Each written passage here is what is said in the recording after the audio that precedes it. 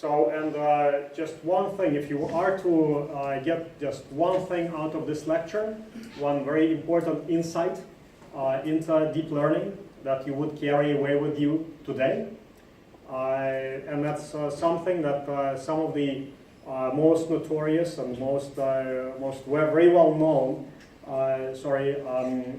deep learning experts probably didn't yet capture, is that there is a major interconnect between aging and AI. So AI can fuel aging research and vice versa. And why? Because when you are looking at the population, when you are looking at a crowd like that, not everybody has cancer, not everybody has flu, not everybody has a certain disease.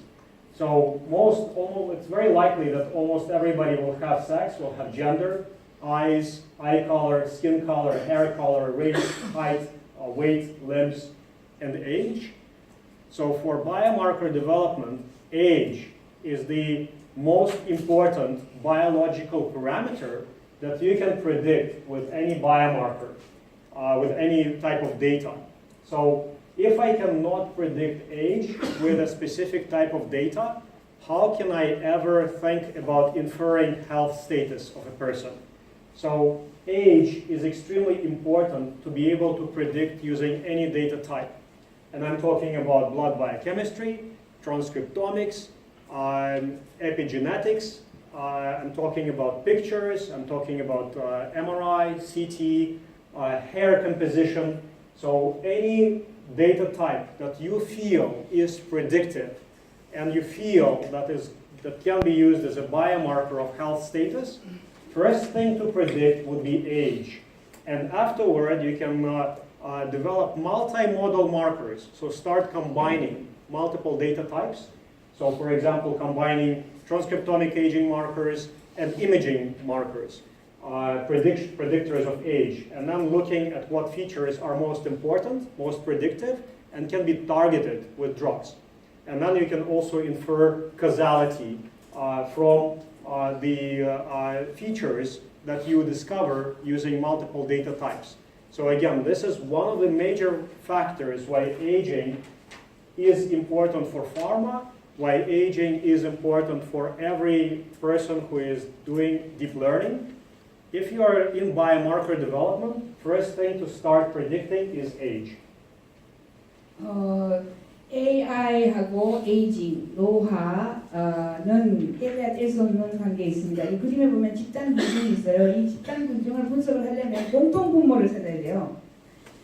모든 사람이 가지고 있는 공통 분모는 나이입니다. 나이는 누구나 다 가지고 있어요. 그런데 어떤 사람은 암이 있고 암이 없어요. 어떤 사람은 헤어가 까맣고 어떤 사람은 노래요. 공통 분모가 아닙니다. 그래서 반드시 공통 분모를 에이지, 나이로 잡아서 그것을 가지고 공통 바이오마크로 활용해야 됩니다. 그게 에이지이고요. 그래서 피를 뽑아서 나이를 분석하고 스킨이나 이미지나 뭐 MRI나 CT나 이렇게 해서 결국은 나이를 분석하고 그 나이 예측을 통해서 그 이미지 마크를 통해서 또 이제 드럭을 만드는 거죠. 그래서 그 연결할 때 나이 분석이 없으면 AI, 인공지능, 딥러닝 이런 게 특히 드럭 디스커버리에는 연결이 안 됩니다. 만약에 나이를 예측해서 연계를 신약 개발하고 연결시키려면 얼굴을 찍어가지고 그 얼굴에서 어떤 모습을 가지면 어떤 아니고 어떤 주름이 있으면 어떤 아니고 이런 것들을 저희가 딥러닝을 통해서 연구를 하고 있습니다. So again, just to emphasize my point a little bit again, age is a universal tag and the reference point for any multimodal biomarker development. So if you start predicting age using multiple parameters, using multiple types of data, and you are succeeding, then you are doing the right thing. And also those aging biomarkers, if you train on very large data sets, you can later on use those deep neural networks that were trained to predict age specifically to predict some other conditions.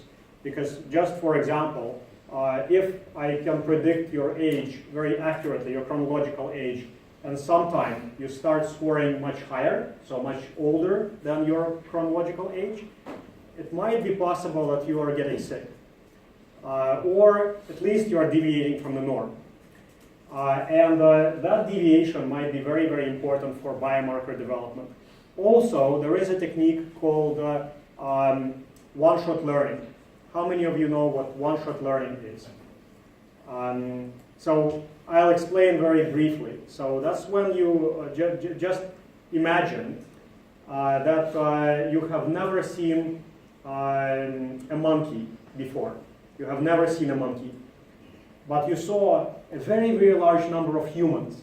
And you can recognize aged humans very well.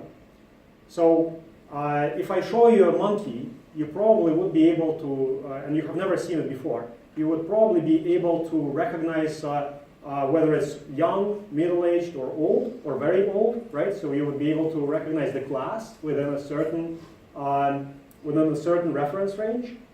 And then if I show you one, so that's zero-shot learning. So for the first time you see it, and you already recognize it, right? So one-shot learning is when I show you, let's say 100 monkeys, so very, very small sample set. And every monkey will have an age assigned to it, and you see it for the first time. For the second time, when I show you the monkey, you will be already able to say if it is, let's say, 3 years old, or 15 years old, or 20 years old. So your accuracy will increase dramatically. And then if I show you 200 monkeys, it's better accuracy. 300 monkeys, better accuracy. But you don't need to start with millions of monkeys to be able to start recognizing the age. So that is why age is extremely important for deep learning, for AI. 나이 예측이 바이오마크 개발이나 AI나 인공지능에서 가장 중요합니다. 멀티 모델, 수만 명, 수백만 명의 그 샘플을 가지고 바이오마크를 개발해야 하는데, 가령 나이를 정확하게 예측할 수만 있다면 얼굴을 봐서 실제보다 이 사람이 AI로는 우리가 예측했을 때 나이가 더 많아 보이면 이 사람 반드시 암이 있는 겁니다. 실제 나이하고 거의 똑같이 나와야 정상적이죠. 근데 실제 나이보다 50대는 40인데 우리가 찍었을 때 그 나이가 AI로 봤을 때 나이가 50이면 반드시 암이나 질병이 있는 거예요. 그래서 나이 예측이 굉장히 중요하다. 원샷 러닝, 지로샷 러닝 이런 걸 가르쳐줬는데, 인간이 만약에 원숭이를 한 번도 본 적이 없어요. 그러나 인간의 모습은 여러 번 봤어요. 그래서 인간을 보면 저 사람 40대인지 50대인지 알 수 있어요. 그런데 원숭이는 한 번도 본 적이 없기 때문에 몇 살인지 모르죠, 처음 보면. 그러나 100명의 원숭이를 갖다 놓고 원숭이의 나이를 달아놔요. 요 원숭이 3살, 요 10살 이렇게 갖다 놓아서 한 100명만 보고 나면 그 다음에 원숭이 한 명을 딱 보면 요런 원숭이 나이는 한 7년 정도 됐겠구나 추측을 하듯이, 지금 샘플이 많으면 많을수록 더 정확하게 AI가 딥러닝을 통해서 나이를 예측해 줍니다. 나이 예측이 굉장히 중요하다는 것을 강조했습니다. 네. So, and another reason why aging is hugely important for pharma and also for the society in general, for anybody working in biomedicine, is because developing accurate multimodal biomarkers of aging will lead to advances in precision medicine. So again, one-shot learning, zero-shot learning, you train on very large data sets and then translate those features onto something else. So you just learn a little bit from a small number of samples with a disease, and you can develop much more accurate deep learned biomarkers. But also, a very, very important point to drive home is that currently, if you look at clinicaltrials.gov, if you look at recruitment practices, there is huge discrimination by age. So there are lots of cutoffs in clinical trials where if you are above a certain age, they will not enroll you in clinical trials because they automatically think that you are not going to perform very well. So it's already a major discriminatory feature.